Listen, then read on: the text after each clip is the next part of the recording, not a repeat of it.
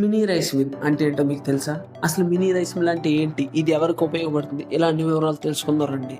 ఇప్పటి వరకు ధాన్యం పండించే రైతులందరూ కూడా వాళ్ళ ధాన్యాన్ని రైస్ మిల్ వరకు తీసుకొని అయితే బియ్యంగా ఆడించుకునేవారు. అయితే ఇక్కడ వచ్చిన సమస్య ఏంటంటే ప్రతి గ్రామాల్లో కూడా రైస్ మిల్ అనేది అందుబాటులో ఉండేది కాదు. కొన్ని గ్రామాల్లో చాలా కిలోమీటర్ల దూరం అయితే ఉండేది.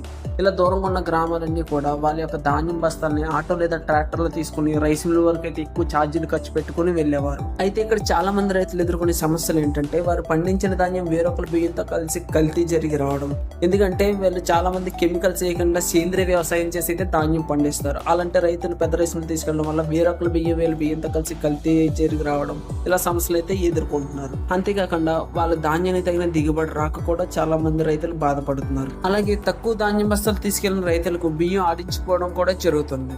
ఇలాంటి సమస్యలు ఎదుర్కొంటున్న వారి కోసమే ఈ మినీ రైస్ మిల్. ఈ మినీ రైస్ మిల్ లో ఇలా ధాన్యం వేసి అలా పాలిష్ బియ్యం అయితే మనం ఆడించుకోవచ్చు. వేరొకరి బియ్యంతో కలిసి కల్తీ జరగడం ఉండదు. అలాగే బియ్యం దిగుబడి తక్కువ రావడం కూడా ఇందులో ఉండదు. మనం ఒక ధాన్యం బస్తాల నుంచి కూడా ధాన్యం బియ్యంగా అయితే ఈ మిషన్ లో ఆడించుకోవచ్చు. ఈ mini rice mill single phase కరెంట్లోనే పనిచేస్తుంది. గంటకు 200 నుంచి 300 కేజీల వరకు అయితే మనం ఆడించుకోవచ్చు.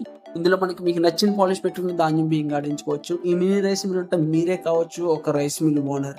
మీరు గ్రామంలో రైస్ మిల్ లేక లేదా దూరం ఉండి ఇబ్బంది పడుతున్నట్టయితే ఇది మీకు చాలా బాగా ఉపయోగపడుతుంది. దీని యొక్క పూర్తి వివరాల కొరకు ఇది ఎక్కడ లభిస్తుంది, దీని ఖరీదు ఎంత, ఇలాంటి వివరాలు మీరు తెలుసుకోవాలనుకుంటే కనుక డిస్ప్లే మీద కనిపిస్తున్న ఫోన్ నెంబర్ కాల్ చేసినట్టయితే మీకు ఏ డౌట్స్ ఉన్నా మీకు అయితే క్లియర్ చేయడం జరుగుతుంది.